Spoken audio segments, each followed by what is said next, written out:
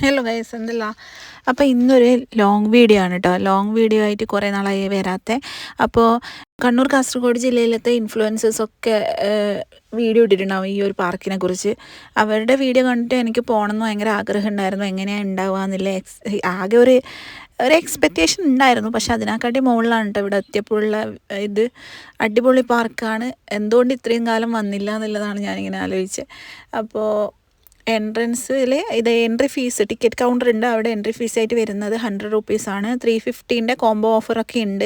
അത് 5 റൈഡോ എന്തോ ഇതിൽ ഇൻക്ലൂഡഡ് ആണ്. അങ്ങനെ എടുക്കുന്നവർക്ക് അങ്ങനെ എടുക്കാം. പക്ഷേ വാട്ടർ ആക്ടിവിറ്റീസൊക്കെ ഇവിടുന്ന് തന്നെ ടിക്കറ്റ് എടുക്കണം. മറ്റുള്ളതൊക്കെ ഉള്ളിൽ കയറിയാൽ അവിടെ റൈഡിൻ്റെ കാര്യങ്ങൾ അവിടെ ഉണ്ട് കേട്ടോ ടിക്കറ്റ്. അപ്പോൾ കുഞ്ഞാപ്പു ആണ് ഏറ്റവും കൂടുതൽ എൻജോയ് ചെയ്തത്. കാരണം കുഞ്ഞാപ്പിന് ഇതൊക്കെ കണ്ടിട്ട് വേറൊരു ലോകത്തെത്തിയ ഫീലാണ് അവൾക്കുണ്ടായത്. ഞങ്ങളും അങ്ങനെ തന്നെയാണ് കേട്ടോ. അവിടെ ഇവിടെ ഒക്കെ നോക്കിയിട്ട് ഇങ്ങനെ എന്തുകൊണ്ട് ഇത്രയും കാലം വന്നില്ല, അപ്പോൾ അടിപൊളി എന്നെന്നില്ല ആ ഒരു എക്സൈറ്റ്മെൻറ്റാണ് നമുക്ക് ഉണ്ടായത്. അപ്പോൾ കുഞ്ഞാപ്പ് ഇങ്ങനെ മൊത്തം കുഞ്ഞാപ്പൂവിൻ്റെ കാണുമ്പോഴാണ് നമുക്ക് കൂടുതൽ സന്തോഷം തോന്നിയത്. കാരണം അവൾ ഭയങ്കരമായിട്ട് ഹാപ്പി ആയിരുന്നു.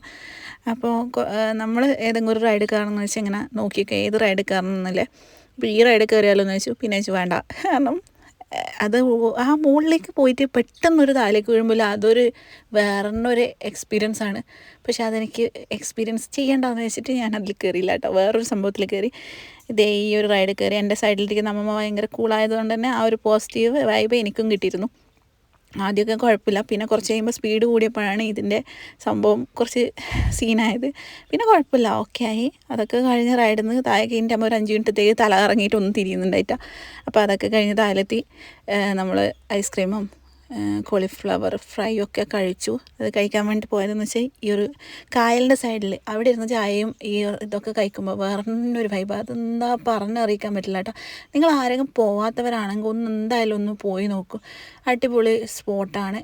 കുട്ടികളെയും കൂട്ടിയിട്ട് മസ്റ്റായിട്ട് പോകേണ്ട ഒരു സ്പോട്ടാണ് കേട്ടോ. അപ്പോഴാണ് ഈ ജെല്ലി ഫിഷിനെ കണ്ടത്. ഞാൻ എൻ്റെ ലൈഫിൽ ആദ്യമായിട്ടാണ് ഈ ഒരു സംഭവത്തിനെ കാണുന്നത്. അതുകൊണ്ട് തന്നെ അതിനെ കുറേ സമയം നോക്കിയിരുന്നു.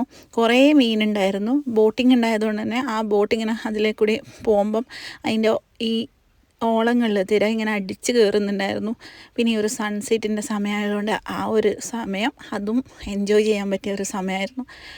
അതൊക്കെ ഒരു വൈബാണ്. അതൊക്കെ പറഞ്ഞ് ഇതിൽ കൂടി അറിയിക്കാൻ വേണ്ടി വരില്ല. നിങ്ങൾ എക്സ്പീരിയൻസ് ചെയ്യുക തന്നെ ചെയ്യുക, പോയിട്ട് തന്നെ എക്സ്പീരിയൻസ് ചെയ്യുക. അപ്പോൾ ഇതേ കുറേ റൈഡുണ്ട്.